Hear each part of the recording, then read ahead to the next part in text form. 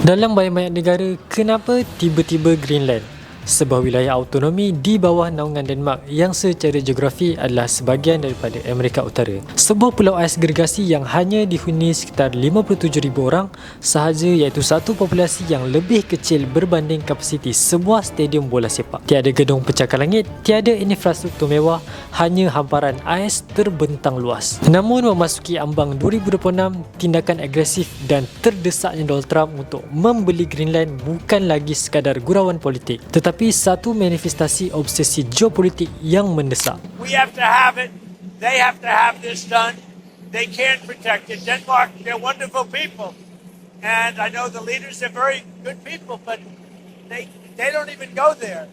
And you know, because the boat went there 500 years ago and then left, that doesn't give you title to property. Sebelum kita pergi lebih jauh, jangan lupa untuk tekan button like dan subscribe supaya kami boleh buat lebih banyak video berkenaan ekonomi untuk anda. Kenapa wilayah yang sunyi ini kini menjadi titik didih persaingan kuasa-kuasa besar dunia? Apa rahsia yang mereka sedang sembunyikan? Pada pertengahan tahun 2025, satelit mula merakam aktiviti alam yang membimbangkan di mana lapisan ais Greenland dilaporkan mencair pada kadar 17 kali ganda lebih pantas daripada purata sedekat lepas. Di sebalik tragedi ekologi ini, muncul wasangka yang lebih gelap apabila kapal-kapal tinjauan Rusia dan kapal penyelidik China dikesan semakin agresif melakukan pemetaan dasar laut di zon ekonomi eksklusif Greenland. Tetapi untuk anda, tidak perlu lagi bersyak wasangka dengan keluaran baju intraday label terkini. Kualiti dan kekemasan sangat on top.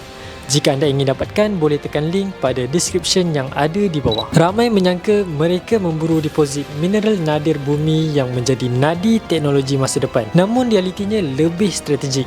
Mereka sebenarnya sedang menanda sempadan di atas laluan lautan yang bakal terbuka luas. Menjelang tahun 2026, apa yang dahulunya dianggap teori kini menjadi realiti navigasi. Kecairan ais Arktik telah membuka ruang laluan barat laut. Ini adalah game changer kepada geopolitik dunia yang ramai terlepas pandang. Laluan ini memendekkan jarak perjalanan maritim antara Asia Timur ke Eropah dan pantai timur Amerika Syarikat sebanyak 7,000 km berbanding laluan tradisional melalui terusan Suez dan Panama. Sesiapa yang mendominasi Greenland secara sahnya berkuasa memegang kunci kepada pintu tol terpantas perdagangan global di abad ke-21. Inilah sebabnya Trump memandang Greenland sebagai Gibraltar Utara yang wajib berada di bawah pengaruh Washington bagi mengekang perluasan kuasa Rusia dan China. Namun tindakan US ini mencetuskan gelombang protes besar-besaran di negara Eropah. Kesatuan Eropah kini berada dalam dilema.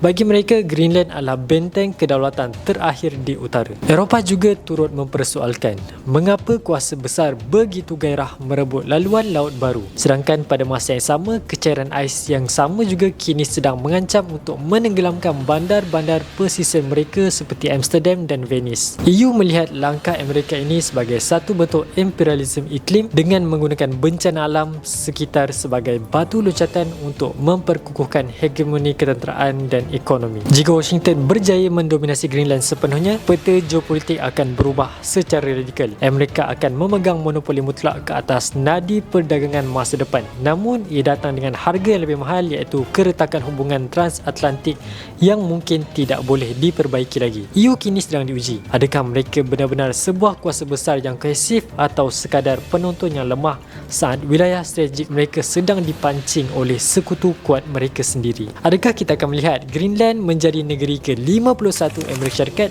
demi agenda Pax Americana di Arktik, atau EU mampu bangkit mempertahankan maruah wilayahnya? Sila tinggalkan pandangan anda di ruangan komen. Adakah tindakan Trump ini satu langkah catur yang jenius, atau ia sebenarnya adalah paku terakhir dalam keranda kredibiliti kesatuan Eropah? Ingin terlebih banyak info menarik? Jom pelajari intraday.my.